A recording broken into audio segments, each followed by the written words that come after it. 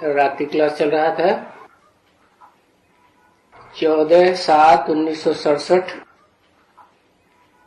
पहले पेज की मध्य के बाद बात चल रही थी लौकिक दुनिया में एडॉप्ट करते हैं तो जिनको अडॉप्ट होते हैं उनको देखते हैं कि ये कितने माल मिल्कियत वाले हैं। धनवान का बच्चा कोई गरीब को तो अडॉप्ट होगा नहीं, और अडॉप्ट भी वही होते हैं जो बड़े बच्चे होते हैं समझदार। छोटे बच्चे अगर अडॉप्ट हुए तो उन्हें तो पता ही नहीं है क्या माल मिल्कियत क्या बाप, वो तो जिससे पालना लेते हैं अम्मा ही सब कुछ। तो ये सब समझने की बातें हैं। लौकिक दुनिया से हर बात को टैली भी कर सकते हो। जो अडॉप्ट होते हैं वे धन दौलत मिल्कियत अच्छी तरह से देखते हैं कि हमको ये वर्षा मिलने का है, और देखते भी हैं बड़े बच्चे। तुम जानते हो हमको कोई इस दुनिया का तो वर्षा नहीं है, ये तो क्षणभंगुर वर्षा है, एक जन्म का वर्षा है। क्योंकि जिस्मानी वर्षा है ना, जिस्म वालों को जिस्म वाले माँ बाप से वर्षा मिलता है, और यहाँ तो बच्चे भी रूहानी हैं, बाप भी रूहानी है। तो रूह का कनेक्शन तो अनेक जन्मों से है ना, तो अनेक जन्मों का वर्षा मिलता है। और इस जन्म में भी कोई खूटने वाला वर्षा नहीं, अखूट वर्षा मिलता है। और वर्षा लेते ही हो सुख के लिए, क्षणभंगुर सुख के लिए वर्षा थोड़ा ही लेते नहीं। ये तो हमको वर्षा मिलता है बेहद के बाप से। तो बाप बेहद का है तो वर्षा भी बेहद का है। इतना बेहद का वर्षा दुनिया में और कोई भी बाप नहीं दे सकता। न जन्म मंत्र के लौकिक बाप दे सकते हैं, न स्वर्ग के न नरक के। और नरक की दुनिया में जो भी नारकीय धर्म पिताएं आते हैं, बड़े बड़े मान मर्तबे वाले ग्रेट फादर्स कहे जाते हैं, वो भी इतना बेहद का वर्षा नहीं दे सकते, क्योंकि वो भी तो हद में है ना। कैसे?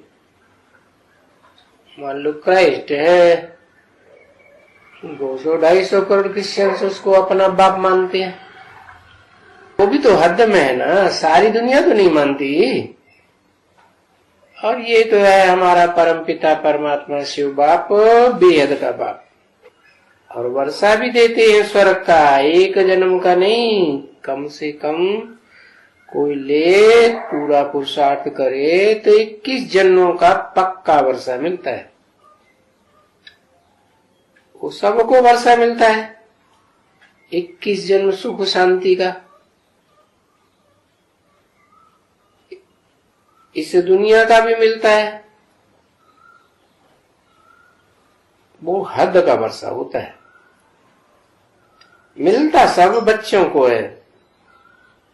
तो तुम भी जो आत्मा रूपी स्टेज में स्थिर होते हो, उन बच्चों को वर्षा तो मिलता ही है।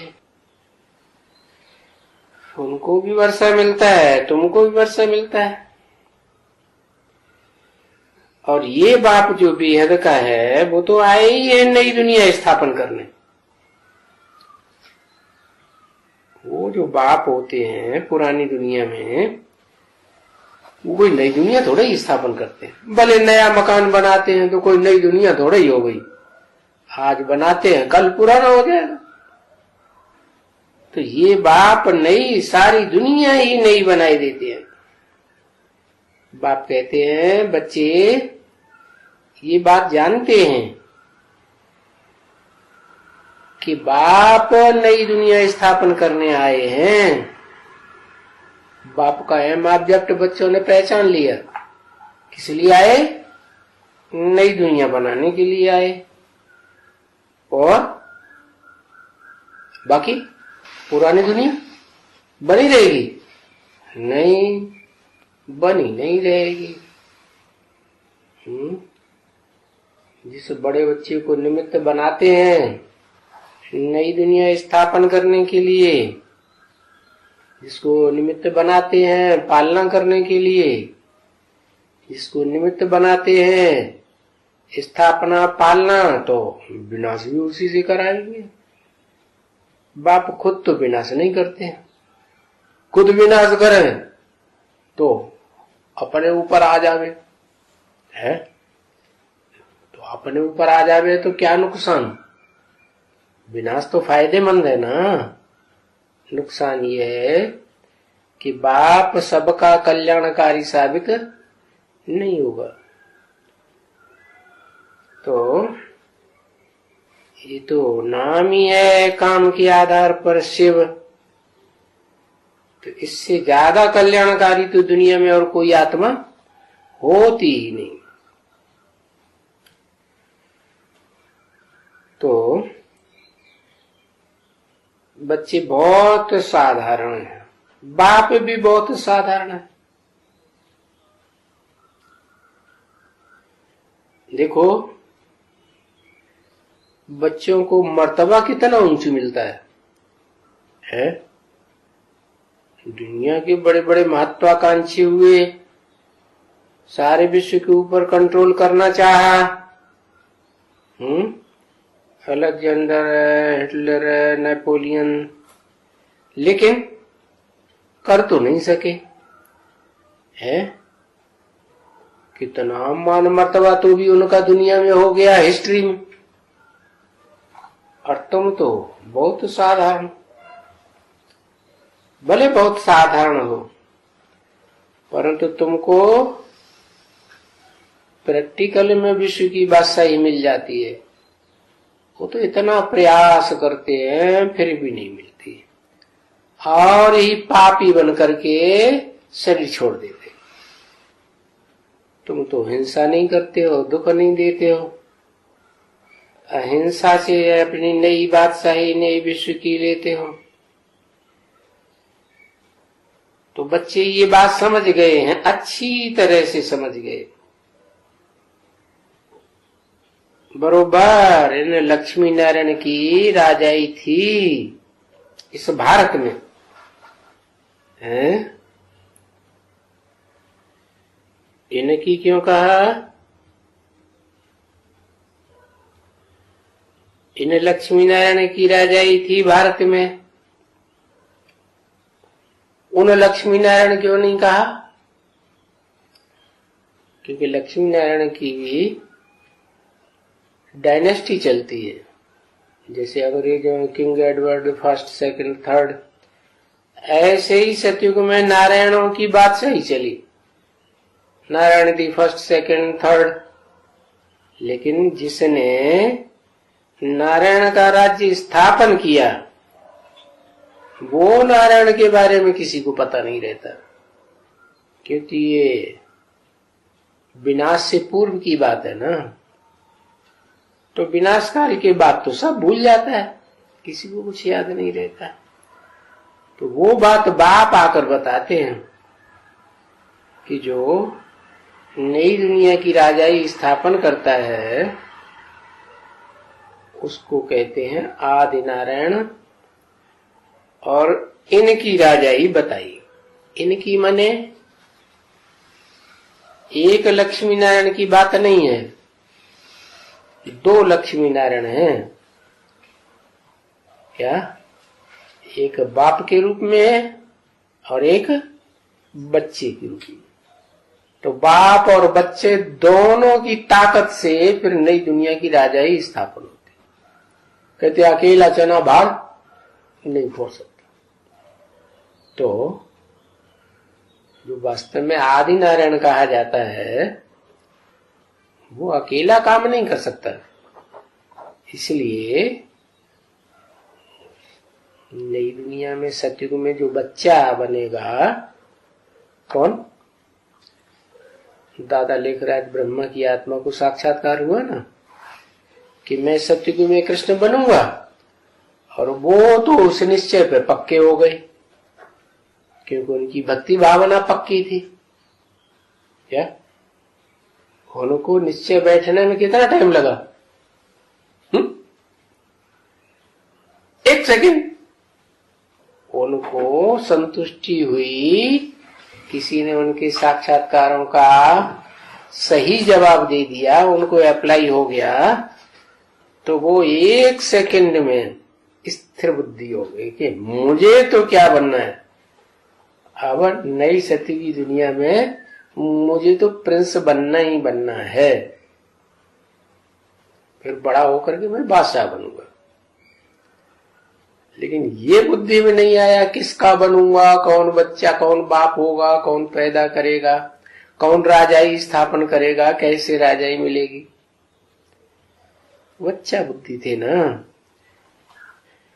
फिर जब पुरुषार्थ करते करते ये बात बुद्धि में बैठ जाती है कि वास्तव में नई दुनिया की स्थापना करने वाला साकार में, प्रैक्टिकल में वो ही होता है जिसमें निराकार शिव प्रवेश करते हैं। क्योंकि शिव कहते हैं मैं बिना शरीर के कोई काम नहीं करता। तो ये राजाई स्थापन करने का काम कैसे होगा?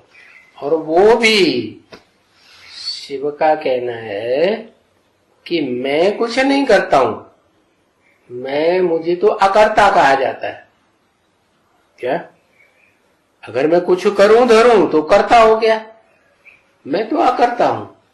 इसलिए जिसमें प्रवेश करता हूं उसको बुद्धि में सारा ज्ञान चलता है, तो वो आत्मा जो मेरा आत्माओं के बीच में बड़ा बच्चा है, वो सारा ज्ञान ग्रास्प करने के बाद एक तरफ ज्ञान ग्रास्प होता है और दूसरी तरफ वो आत्मा संपन्न बन जाती है। कैसे संपन्न बनती है? कैसे बनती है? मेरे से योग लगाकर। कैसे योग लगाकर? वो बड़ा बच्चा भी आत्मा बिंदु, बाप भी बिंदु, तो क्या बिंदु बिंदु से योग लगाएगा तो संपन्नता मिल जाएगी? मिल जाएगी है? अरे क्यों नहीं मिल जाएगी? वो सुप्रीम सोल ज्योति बिंदु और जिसमें प्रवेश करता है उसको भी परिचय दे दिया कि तुम भी ज्योति बिंदु हो, ओरिजिनली तुम देह नहीं हो। तो जब उसने समझ लिया मैं भी ज्योति बिंदु हूं, तो अपन को ज्योति बिंदु समझ करके बाप को याद करो। तो याद करता है तो इसमें क्या कमी है? पता नहीं चलता। ये कमी है कि जन्म जन्मांतर तो साकारियों को याद करते रहे, और अब इस जन्म में पता चला है हम तो निराकारी आत्मा ज्योति बिंदु है, तो स्थिरता हो जाएगी। प्रैक्टिस किस बात की पड़ी हुई है? जन्म जन्मांतर की है? साकार को याद करने की पड़ी हुई है या निराकार ज्योति बिंदु? वो तो मालूम ही नहीं था, तो याद करने की बात ही नहीं। भले गीता में आया है अणु अणि अंश, अणु से भी अनुरूप है आत्मा, लेकिन फिर शास्त्रकारों ने मुआलते में डाल दिया। कोई ने कहा अंगुष्ठे विसल है, लो सब सत्यानाश कर दिया। फिर बता दिया मैं हजारों सूर्यों से कि समान तेजो मैं हूं।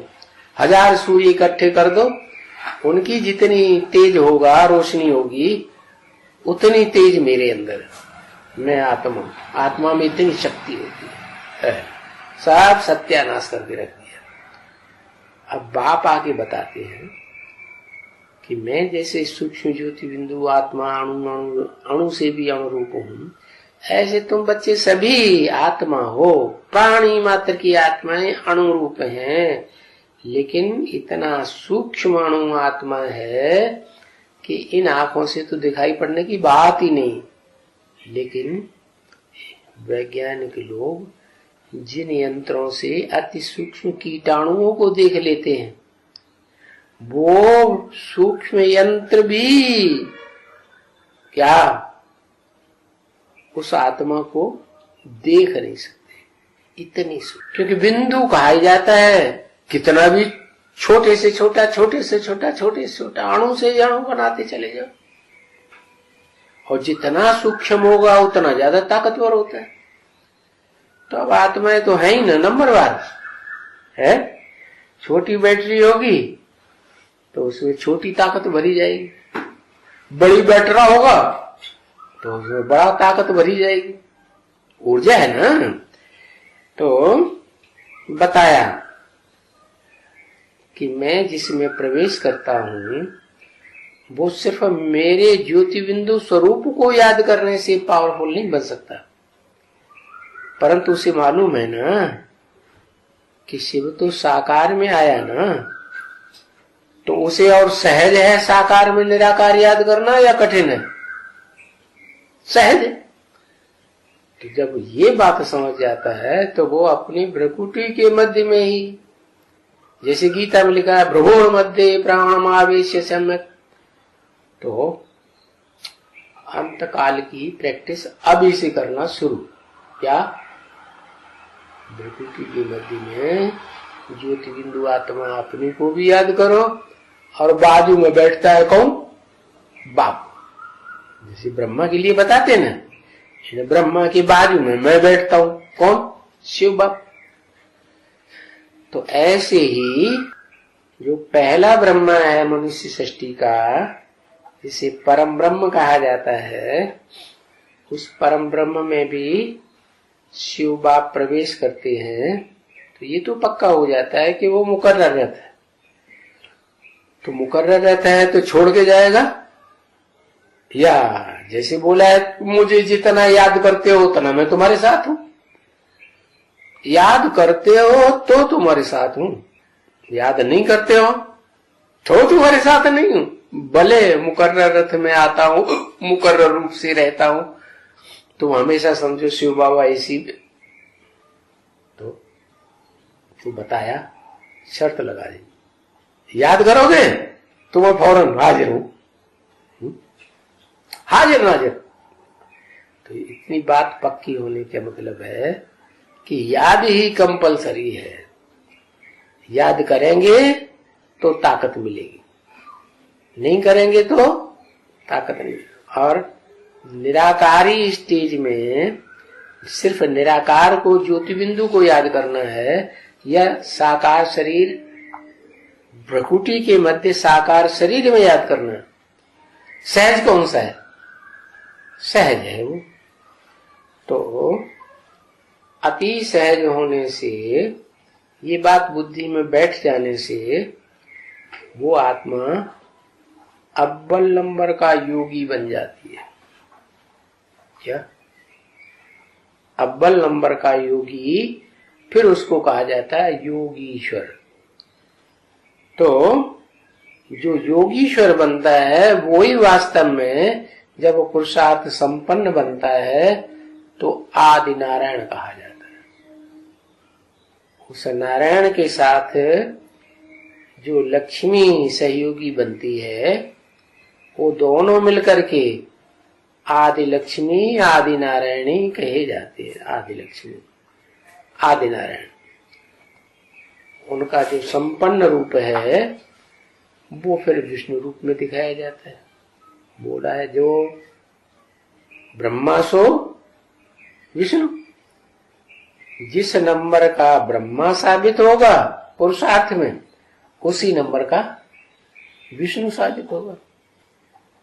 तो बताओ, साकार शरीरधारियों में सबसे जास्ती ब्रह्मा के रूप में पार्ट बजाने वाली आत्मा कौन सी साबित होती है? हाँ, आदि ब्रह्म।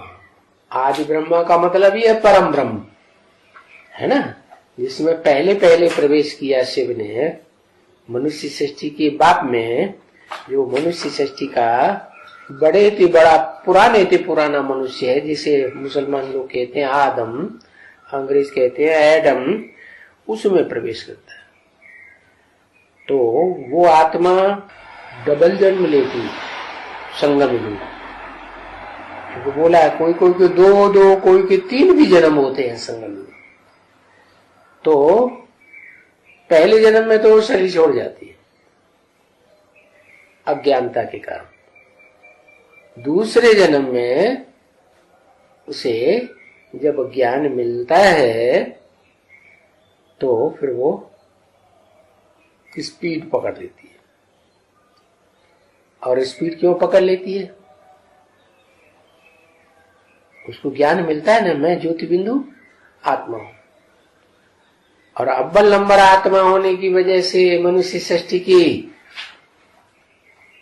वो बड़ा बच्चा है ना, मनुष्य सृष्टि में जब रची गई तो बड़ा बच्चा हुआ ना, तो तीखा भी होगा। तो तीक्ष्ण बुद्धि होने के कारण, सात्विक बुद्धि होने के कारण वो आत्मा तीव्र गति से आत्मिक स्टेज में टिकने का पुरुषार्थ करती है। क्या सब धंधा दूरी छोड़ छाड़ गए। तो निराकारी स्टेज में ज्यादा टिकेगी गहराई से, तो मनन चिंतन मंथन चलेगा या नहीं चलेगा? ऑटोमेटिक चलेगा। तो वो मनन चिंतन मंथन जो योग की सेकेंडरी स्टेज कही जाती है वो चल पड़ता है। जितना आत्मिक रूप में टिकेगी, जितना आत्मिक रूप में टिक करके शिव बाप को याद करेगी, उतना उसको बाप का बल मिलता है मनन चिंतन मंथन करने के लिए। और वो मनन चिंतन मंथन करने के ज्ञान को अपना बना लेती। जैसे कहते हैं ना, चबाएंगे तो भोजन का रस अच्छा बनेगा और खून ज्यादा बनेगा। ऐसे ही वो ज्यादा मनन चिंतन मंथन करने से ईश्वरीय ज्ञान को पूरा हप करती है पुरुषार्थी जीवन में। लेकिन साथ में क्या होता है, जो दादा लेखराज वाली ब्रह्मा वाली आत्मा है वो उतना मनन चिंतन मंथन करने में होशियार नहीं है, क्योंकि बाद वाला ब्रह्म है, ये बीच वाला है या पहले वाला है? उसकी ब्रह्मा नामधारियों में कहां से नंबर लगता है? कौन सा नंबर लगता है? अरे बताया, जिसमें पाप प्रवेश करते हैं उसका नाम देते हैं ब्रह्मा, है ना? तो इन्होंने बताया 3 नंबर का ब्रह्मा, 3rd क्लास। अच्छा चलो, ब्रह्मा बाबा सुन रहे होंगे, हमको 3rd क्लास ब्रह्मा बता रहे। हाँ आप बताओ। कुछ भी नहीं बताते। लास्ट नंबर का मैं उठा के फेंक दिया, पूरा ही गड्ढे में फेंक दिया। ऐसे ब्रह्मा बाबा धर्मराज बनने वाला है, अच्छी तरह से धुनाई पिटाई करेगा, खाल उधेड़ेगा बैठ करके, ऐसी बातें कर देता है, सोच समझ के नहीं करता है। बताओ। अरे भाई, सन 47 से पहले ही सन 47 में प्रवेश किया ना, तभी तो ब्रह्मा कुमारी ईश्वरी विश्वविद्यालय नाम पड़ा है। तो जिस समय प्रवेश किया उस समय नंबर बन गया कि नहीं? तो कौन सा नंबर हुआ फिर? मुगाल दे 4थे नंबर का ब्रह्मा, क्योंकि उसके तन में ब्रह्मा ने मुरली चलाई ना। उससे पहले 3 आत्मा में मुरली और चल चुकी थी ना। ऐसी ऐसी बच्चियां थी जो मम्मा बाबा को भी डल कराती थी, टीचर बन करके बैठती थी, है। हम समझते ये तो बहुत अच्छा नंबर माला में आवेंगे। तो 2 माताएं और थी ना, तो उनका नंबर लग गया ना ब्रह्मा बनने में। तो एक ब्रह्मा वो जो अव्वल नंबर, क्या? परम ब्रह्म। दूसरा ब्रह्म कौन? वो जिसने हिम्मत की है साक्षात्कारों का रहस्य सुनाने के लिए और बच्चा पैदा किया ब्राह्मण, पहला नंबर का है। पहला नंबर का ब्राह्मण कौन? हाँ, पहला नंबर का ब्राह्मण हुआ ना। तो पहला नंबर का ब्राह्मण हुआ, तो जब पहला नंबर ब्राह्मण बाद में हुआ और वो ब्रह्मा पहले हुआ, तो फिर प्रजापिता को पहला नंबर ब्रह्मा कैसे कहेंगे? ये बात क्लियर करो। नहीं समझ में आया? अरे जिसके द्वारा सुनाया गया वो भक्ति मार्ग का फाउंडेशन डाला। शिव बाप इसलिए थोड़े ही आएंगे भक्ति मार्ग का फाउंडेशन डालने, किस लिए आए हैं?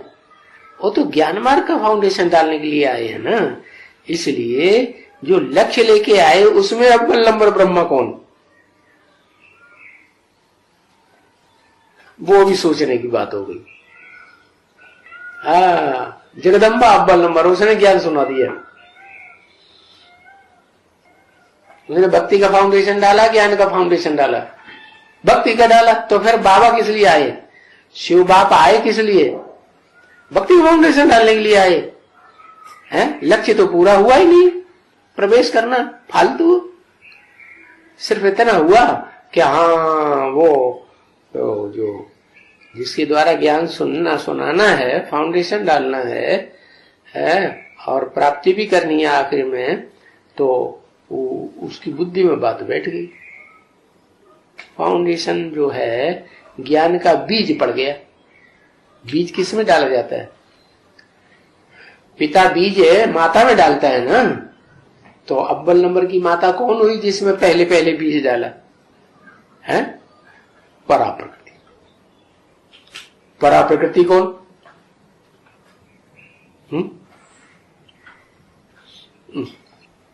ये परा प्रकृति क्या होता है? लक्ष्मी। लो, ये अव्वल नंबर का ब्रह्मा हो गई।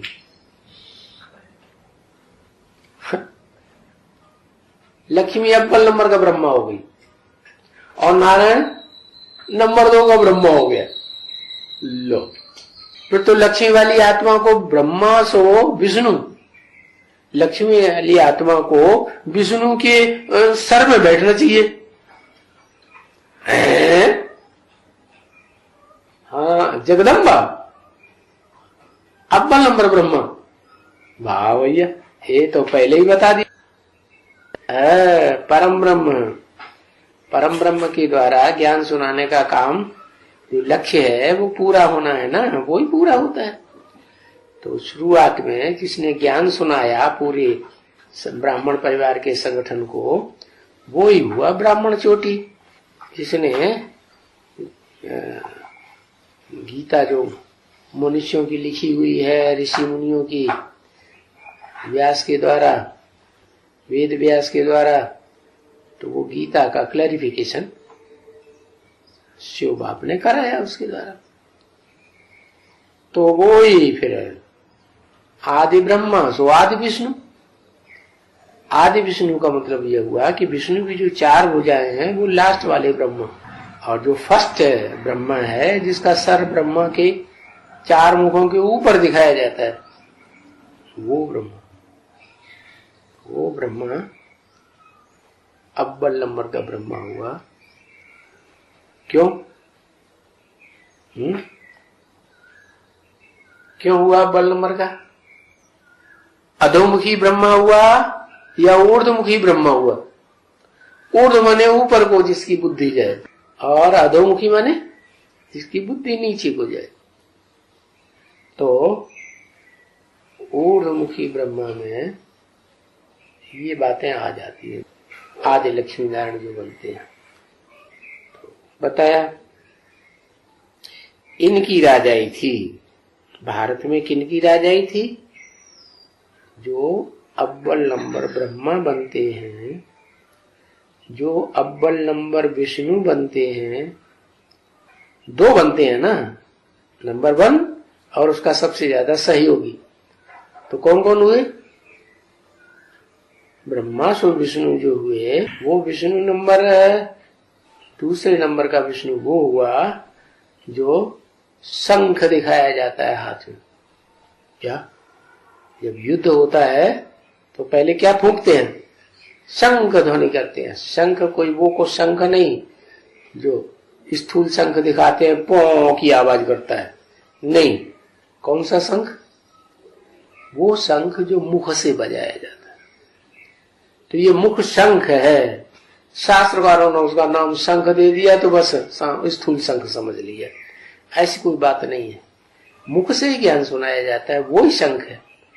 तो शंख ध्वनि कर दी जिसने सारे संसार में, वो शंख ध्वनि फैल गई, वो है आदि लक्ष्मी।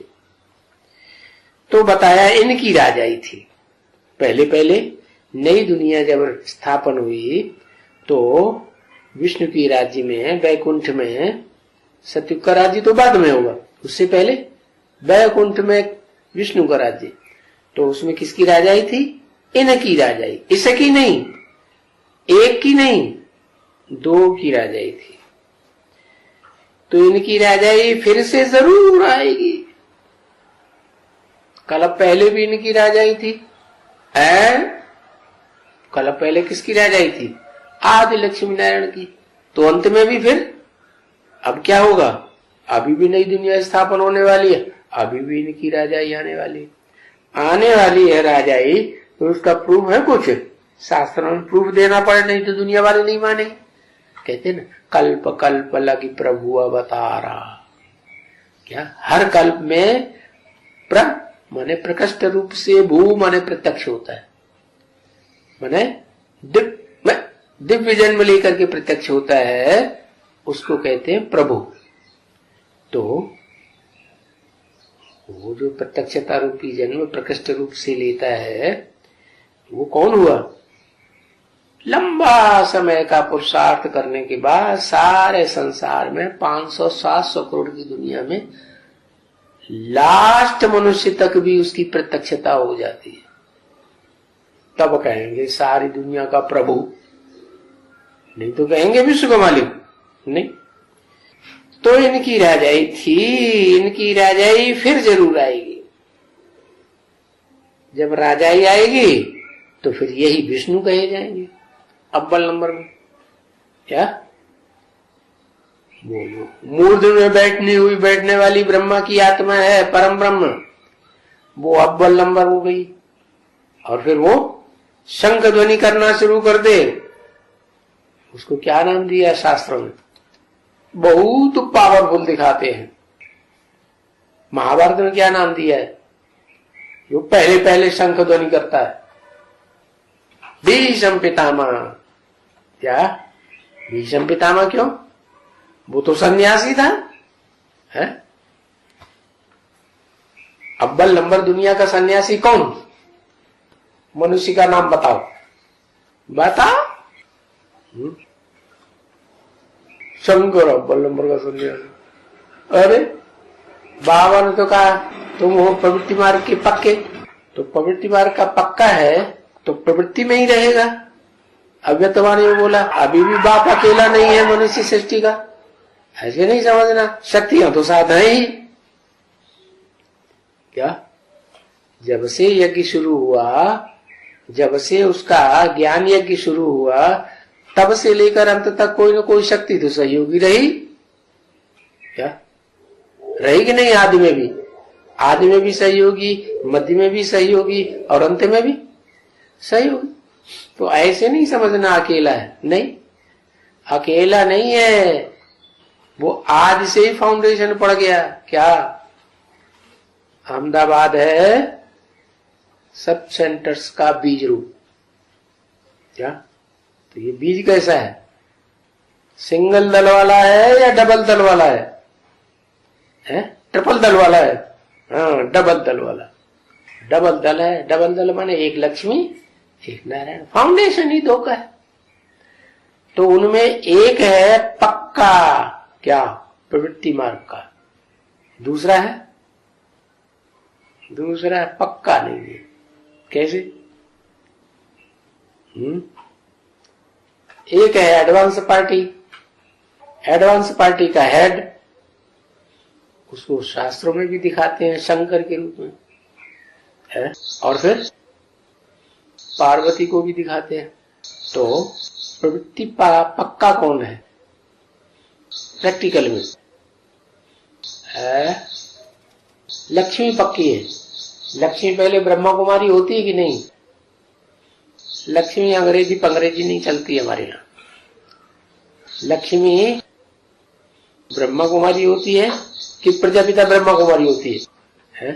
प्रजापिता ब्रह्मा कुमारी होती है। तो ब्रह्मा कुमारी या सन्यासी है या प्रवृत्ति मार्ग में है? बताओ, सन्यासी है ना? है एडवांस की हेड है। तो सभी ब्रह्मा कुमारी या सन्यासी है। उनसे कहो कि इकट्ठे होके रहो, जैसे हमारे बाबा रहते हैं। अच्छा, तुम भी इकट्ठे रहो। तुम्हारे भी बाबा जब जीवित थे तो इकट्ठे होके रहते थे ना, है? प्रवृत्ति में रहते थे ना, ब्रह्मा सरस्वती। तो ऐसे ही तुम भी इकट्ठे होके रहो। तो बात खड़े होंगे या डटे रहेंगे? बात खड़े होंगे। तो ऐसे ही उन सन्यासियों में अव्वल नंबर कौन है? लक्ष्मी। तो अव्वल नंबर सन्यासी जो लक्ष्मी है, वही आत्मा सबसे पावरफुल बन जाती है। क्यों? चलो, बुद्धि में नहीं है कि अव्वल नंबर पवित्रता क्या है। जैसे सन्यासी समझते ना, दूरबाज खुशबाज जंगल में चले जाओ, बीवी बाल बच्चों को छोड़ दो, पवित्र हो गए, है ना? ऐसे ही ब्रह्मा कुमारी समझती है, दूर दूर रहो। जैसे वो गीत बना, एक दो बरस कुछ दूर दूर रहियो, तो ताकत आ जाएगी ना, है? थोड़ी संकल्पों की पावर आ जाएगी। तो बताया कि वो ब्रह्मा कुमारियों में अव्वल नंबर कोई शक्ति निकलती है जिसे कहा गया है अव्वल नंबर का भीष्म पितामह। आत्मिक स्टेज में या दैहिक स्टेज में? दैहिक स्टेज में है। हाँ, वो आत्माओं में अव्वल नंबर आत्मा है जो सन्यासी का पार्ट हो जाने वाली, प्रैक्टिकल शरीर से भी। और बहुत पावरफुल है कि कम पावरफुल है? तो शंख ध्वनि कौन करती है पहले? दुनिया में जब विनाश शुरू होता है, ताबड़तोड़ प्रैक्टिकल में हो हल्ला मचता है, तो पहले पहले इस दुनिया में शंख ध्वनि करने के लिए कौन निकलती है? सूर्यवंशियों चंद्रवंशियों के बीच वो ही भीष्म पितामह।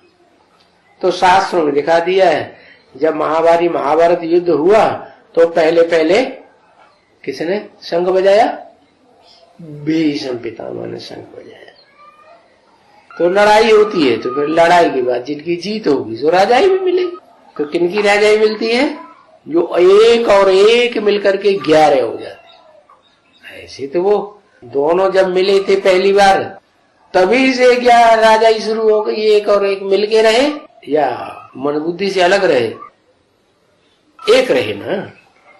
भले बाहर से लोगों ने कुछ भी जाना, लेकिन अंदर से एक रहे। तो इनकी राजाई फिर जरूर आएगी। बच्चे ये समझते हैं कि ये जो भी दूसरे धर्म हैं वो सब खत्म हो जाएंगे। कौन दूसरे धर्म? और जो दूसरे धर्म है वो प्रवृत्ति मार्ग के पक्के नहीं है। और तुम्हारा धर्म प्रवृत्ति मार्ग का पक्का है। वो भीष्म पितामह भी, उसकी बुद्धि किस में लगी हुई होती है? गंगा में। किस में लगी होती थी? गंगा में। तो गंगा स्त्री है या पुरुष है? स्त्री रूपणी है ना। स्त्री रूपणी गंगा अव्वल नंबर गंगा है, ज्ञान गंगा, कि उससे भी अव्वल नंबर कोई और है शक्ति? कौन है? शक्तियों में कन्या माता हूं, जगदम्बा ज्यादा हो। प्रैक्टिकल में क्या है फिर? है प्रैक्टिकल में एक के साथ संबंध जुड़ा हुआ है। व्यभिचारिणी है क्या? व्यभिचारिणी है योगिनी माता। योगिनी माता जी उसको बताया, वो योगिनी माता सभी सब्जेक्ट में अव्वल नंबर है कि याद में ही अव्वल नंबर है? और याद में भी सदा अव्वल नंबर रहती है कि माया पकड़ लेती है? क्यों पकड़ती है? माया इसलिए पकड़ती है कि जन्म जन्मांतर का जो हिसाब किताब बनता है ना राजाई प्राप्त करने का, वो राजाई सबसे जास्ती रुद्रमाला के आत्मिक स्थिति धारण करने वाले बच्चों को मिलती है या दूसरों को मिलती है? तो मनुष्य सृष्टि के बाप के बाद नंबर किसका लगता है बड़े से बड़ा राजा बनने में? किसका? काशी माता, योगिनी माता। योग बल के आधार पर राजाई मिलती है ना, तो काशी माता को दिखाते हैं तो बड़ा तो बड़ा राजा बनती है। और जो बड़े से बड़ा राजा बनेंगे वो द्वापर युग से जितने जन्म होंगे 63 जन्म, उनमें ज्यादा पुरुष का जन्म मिलेगा या स्त्री का जन्म मिलेगा?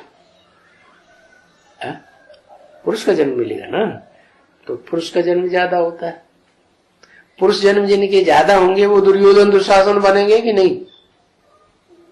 द्वापर युग से नहीं बनेंगे? बनेंगे। तो ये कमजोरी रह जाती है पवित्रता की। और उस पवित्रता की पावर को वो आत्मा लक्ष्मी वाली ले जाती है। क्या? इसलिए बताया कि जिसमें पवित्रता की पावर ज्यादा होती है वही आत्मा फिर ज्ञान में बहुत तीखी चली जाती है, प्रैक्टिकल ज्ञान सुनाने में और धारण करने में। तो बताया अव्वल नंबर ज्ञान गंगा कौन हुई? ब्रह्मपुत्रा नदी, ब्रह्मपुत्री नदी या गंगा नदी? गंगा तो जैसे जैसे नीचे गिरती जाती है वैसे वैसे गंदी होती जाती है। और ये ब्रह्मपुत्रा नदी तो ऐसी है, लंबे समय तक पहाड़ी ऊंची स्टेज पर ही बहती है। क्या? नीचे नहीं आती जल्दी। जब नीचे आती है तो सब नदियों से मिलकर के सबको एक बना के आती है। तो संगठन की शक्ति है, काहे में होती है? प्योरिटी में यूनिटी की पावर होती है। तो ये लक्ष्मी नारायण की राजाई फिर से आवेगी। दूसरे धर्म जो हैं उनमें वो ताकत नहीं होती है, वो प्रवृत्ति मार्ग के पक्के होते ही नहीं। वो सब खत्म हो करके फिर भी वही उनके स्थापन करने वाले आएंगे। क्या कहा? उनके धर्म के स्थापन करने वाले जरूर इधर आएंगे बाप के पास, कोर्निस करके जाएंगे, माथा झुका के जाएंगे। क्या कहा? क्यों झुका के जाएंगे? क्योंकि उनमें उतनी पवित्रता की पावर नहीं होती। भले वो निराकार ज्योति बिंदु के साथ ही योग लगाते हैं, अव्यक्त के साथ, जो इन आंखों से व्यक्त नहीं होता, देखने में नहीं आता। अव्यक्त आसक्त चेतसाम, ऐसे गीता में लिखा है। उनको कठिनाई ज्यादा होती है। किनको? जो बिंदु को याद करने में पुरुषार्थ करते हैं याद का, उनको बहुत कठिनाई होती है। तो उस कठिनाई में जो इसमें लिखा हुआ है जैनियों के ग्रंथों में, कि जैनियों के ग्रंथों में 6 आर्य दिखाए गए षष्ठी के। जैसे हिंदुओं में 4 युग दिखाते हैं ना, 4 सीन ड्रामा के, ऐसे उनके 6 सीन दिखाए। उन 6 सीन में जो 5वें नंबर का आ रहा है उसमें सनत कुमार को दिखाते हैं कि वो बहुत दुखी होता है। उससे जास्ती दुखी षष्ठी रूपी रंगमंच पर कोई होता नहीं। तो ऐसे दिखाया है। वास्तव में है इस समय की बात, जो सबसे जास्ती दुखी होगा वो सबसे जास्ती सुखी भी होगा। दुखी होने का कारण है कि वो ईश्वर की याद हो।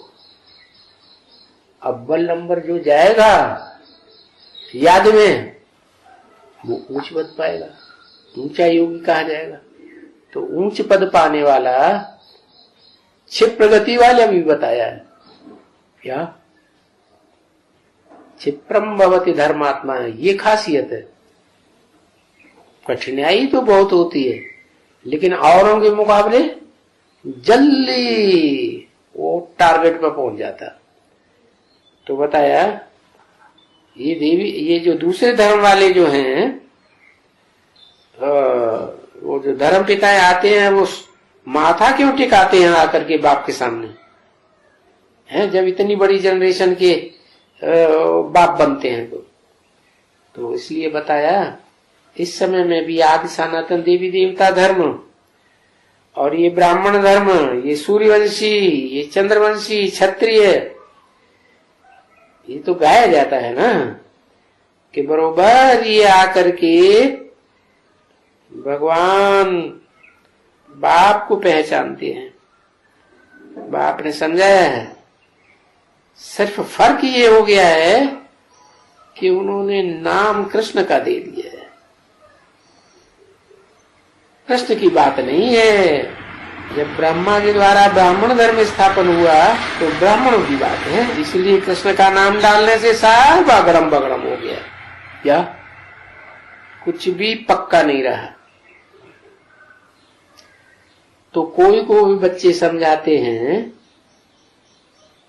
तो जब समझाते हैं जरा सोच समझ के, गीता के ऊपर समझाना बहुत अच्छा होता है। क्या जितना गीता बुद्धि में गहराई से क्लैरिफाई हुई होगी उतना ही दूसरों को क्लैरिफाई कर सकेंगे।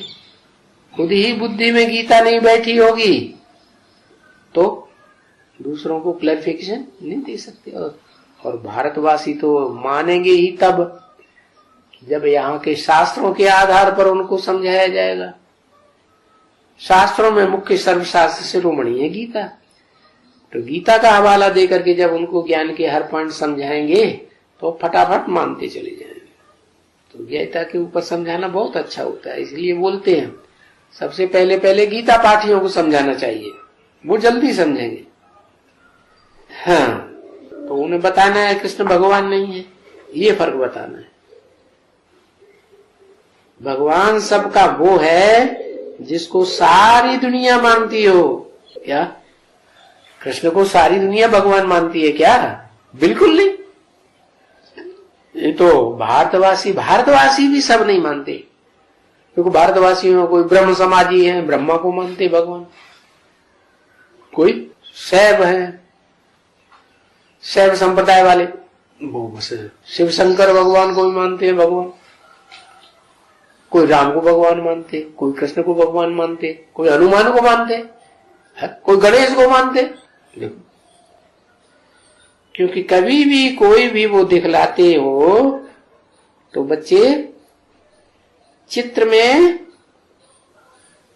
अल्लाह का चित्र जो है वो तो मुसलमान भी लिंग ही दिखाते हैं, निराकार। तो वो तो दिखलाने से समझ जाएंगे कि हाँ यही भगवान है, यही अल्लाह मियां, यही खुदा है। समझ तो जाएंगे लेकिन पूरी बात नहीं समझेंगे कि ये सबसे ऊंचा कैसे है। तो ये बात तुम समझा सकते हो कि ये निराकार सबसे ऊंचा इसलिए है कि जब इस सृष्टि पर वो आता है तब ही नई दुनिया की स्थापना होती है। आकर के जब तक ज्ञान न सुनाए सृष्टि के आदि मध्य अंत का, और बच्चों को पहचान न दे कि तुम ज्योति बिंदु आत्मा हो, देह नहीं हो, तब तक नई दुनिया स्थापन हो ही नहीं सकती। और वो निराकार भी साकार में प्रवेश करके साकार सृष्टि स्थापन करता है। साकार सृष्टि का मालिक भी साकार ही बनेगा। निराकार आत्माएं जो बनती हैं, निराकारी स्टेज धारण करती हैं, उनके ऊपर कंट्रोल निराकार शिव का चलता है। तो सबसे ऊंचा ये है। कौन ये? और किसने कहा? सबसे ऊंचा ये है, ये किसने कहा? शिव ने कहा। और ये किसकी तरफ इशारा दिया? अपनी तरफ। ये है, ऐसे थोड़ी कहा जाता। हाँ, ये है का मतलब जिसमें मैं प्रवेश करता हूं मुकर्रर रूप से, वो है इस दुनिया में सबसे ऊंचा। क्योंकि मैं तो इस दुनिया का रहने वाला हूं ही नहीं है, तो इस दुनिया में ही ऊंचा नीच होता है। ऊंच भी इस दुनिया में और नीच भी इस दुनिया में। तो इस दुनिया में जो सबसे ऊंचते ऊंच पार्ट बजाने वाला पार्टधारी है वो ये है विश्व का बादशाह। सिख लोग कहेंगे ये कैसे विश्व का बादशाह हो गया है, राज करेगा खालसा है, हमारी खालिसा आत्मा राज करेगी। तब क्या जवाब देगी है? आखिरी वो खालिसा आत्मा भी झुक जाती है। क्या कहा? नहीं तो वो विष्णु नहीं बन सकती, विष्णु पद नहीं पा सकती, वैकुंठ लोकवासी नहीं बन सकती, अतीन्द्रिय सुख भी नहीं भोग सकती। इसलिए बताया कि अव्वल नंबर जो विश्व का मालिक है वो प्रैक्टिकल में बादशाही तो जगदम्बा को ही देता है, लेकिन कंट्रोल उसके ऊपर भी वो जो योग की पावर है जिसे कहा जाता है वशीकरण मंत्र, उस जगदम्बा के ऊपर भी वशीकरण मंत्र किसका चलता है? उसी एक जगत पिता जिसे कहा जाता है आदम एडम आदिदेव आदिनाथ, उसी का अंत तक चलता है। वैकुंठ की दुनिया बनेगी तो वहां भी कंट्रोलिंग किसका चलेगा? उसी आत्मा का चलेगा जो देखने में नहीं आएगी। क्या देखने में विष्णु की भुजाएं आएंगी, लेकिन वास्तव में उन भुजाओं को भी कंट्रोल करने वाला ज्योति बिंदु वो तो देखने में नहीं आता, जो बिंदु बन चुका। कैसा बिंदु?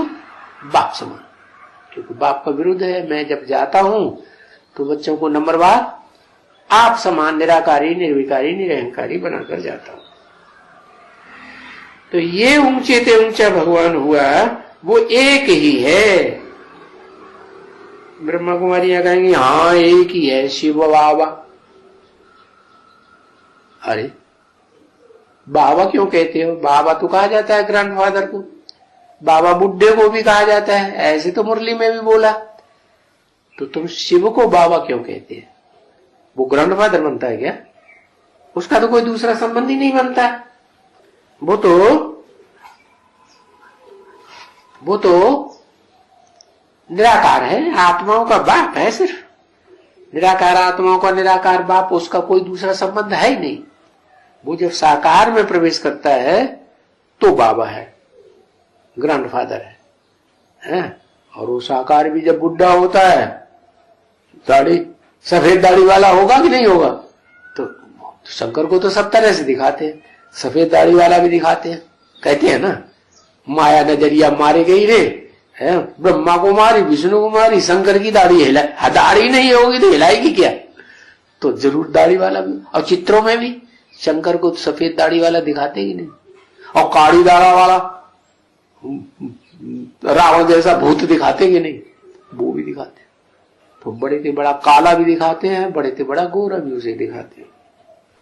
तो बताया एक ही ऊंचे से ऊंचे है, वो ही क्रिएटर है।